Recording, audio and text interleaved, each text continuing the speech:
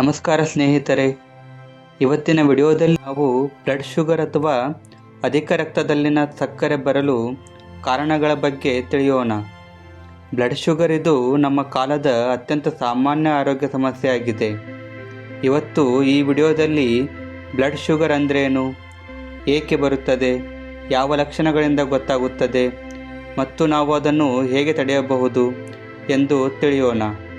ವಿಡಿಯೋವನ್ನು ಸ್ಕಿಪ್ ಮಾಡದೆ ಮುಗಿಯುವವರೆಗೂ ಒಮ್ಮೆ ನೋಡಿ. ಬ್ಲಡ್ ಶುಗರ್ ಅಂದ್ರೇನು? ಬ್ಲಡ್ ಶುಗರ್ ಅಂದರೆ ನಮ್ಮ ರಕ್ತದಲ್ಲಿ ಇರುವ ಗ್ಲೂಕೋಸ್ ಅಂದರೆ ಸಕ್ಕರೆ. ಈ ಗ್ಲೂಕೋಸ್ ನಮ್ಮ ದೇಹದ ಕೋಶಗಳಿಗೆ ಶಕ್ತಿಯ ಮೂಲ. ನಾವು ತಿನ್ನುವ ಆಹಾರ, ವಿಶೇಷವಾಗಿ ಅಕ್ಕಿ, ಗೋಧಿ, ಸಿಹಿ ತಿನಿಸುಗಳಲ್ಲಿ ಇರುವ ಕಾರ್ಬೋಹೈಡ್ರೇಟ್ಗಳು ಪಚನವಾದ ಮೇಲೆ ಗ್ಲೂಕೋಸ್ ಆಗಿ ಬದಲಾಗಿ ರಕ್ತದಲ್ಲಿ ಸೇರುತ್ತವೆ. ಇದನ್ನು ನಿಯಂತ್ರಿಸುವ ಕೆಲಸವನ್ನು ಇನ್ಸುಲಿನ್ ಎನ್ನುವ ಹಾರ್ಮೋನ್ ಮಾಡುತ್ತದೆ. ಈ ಇನ್ಸುಲಿನ್ ಸರಿಯಾಗಿ ಕೆಲಸ ಮಾಡದಿದ್ದರೆ ರಕ್ತದಲ್ಲಿ ಗ್ಲೂಕೋಸ್ ಹೆಚ್ಚಾಗಿ ಸಂಚರಿಸುತ್ತದೆ. ಇದನ್ನೇ ನಾವು ಹೈ ಬ್ಲಡ್ ಶುಗರ್ ಅಂತ ಹೇಳ್ತೀವಿ. ಬ್ಲಡ್ ಶುಗರ್ ಬರಲು ಕಾರಣಗಳು: ಆಲಸ್ಯದ ಜೀವನ ಶೈಲಿ, ದಿನಪೂರ್ತಿ ಕೂತು ಕೆಲಸ ಮಾಡೋದು, ವ್ಯಾಯಾಮವಿಲ್ಲದ ಜೀವನ ಇವು ಬ್ಲಡ್ ಶುಗರ್ ಬರಲು ಕಾರಣಗಳಾಗುತ್ತವೆ. ದೇಹದಲ್ಲಿ ಇನ್ಸುಲಿನ್ ಕೆಲಸ ಮಾಡೋ ಶಕ್ತಿ ಕಡಿಮೆ ಆದರೂ ಬ್ಲಡ್ ಶುಗರ್ ಬರುತ್ತದೆ. ಅತಿಯಾದ ಸಿಹಿ ತಿನಿಸುಗಳು ಮತ್ತು ಜಂಕ್ ಫುಡ್ ಸೇವನೆಯಿಂದ ಬ್ಲಡ್ ಶುಗರ್ ಬರುವ ಚಾನ್ಸಸ್ ಇರುತ್ತದೆ.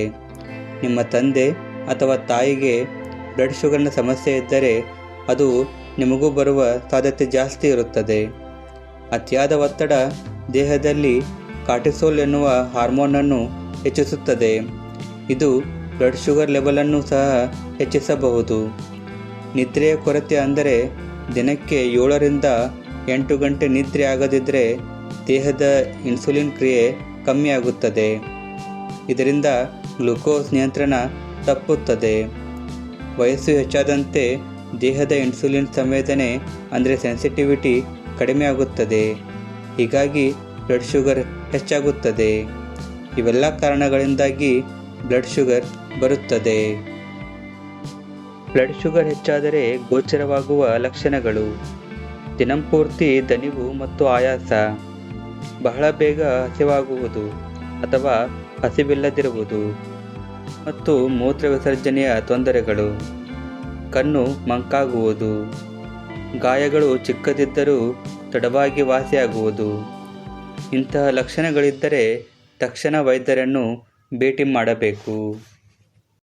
ಬ್ಲಡ್ ಶುಗರ್ ತಡೆಯುವ ಸುಲಭ ಮಾರ್ಗಗಳು: ಆಹಾರ ನಿಯಂತ್ರಣ, ಕಡಿಮೆ ಗ್ಲೈಸೆಮಿಕ್ ಇಂಡೆಕ್ಸ್ ಇರುವ ಆಹಾರ ಸೇವನೆ ಮಾಡಿ, ಅಂದರೆ ಕಾಳುಗಳು, ಹಣ್ಣು, ತರಕಾರಿಗಳು ಮತ್ತು ಹೆಚ್ಚು ಫೈಬರ್ ಇರುವ ಆಹಾರ ಸೇವಿಸಿ.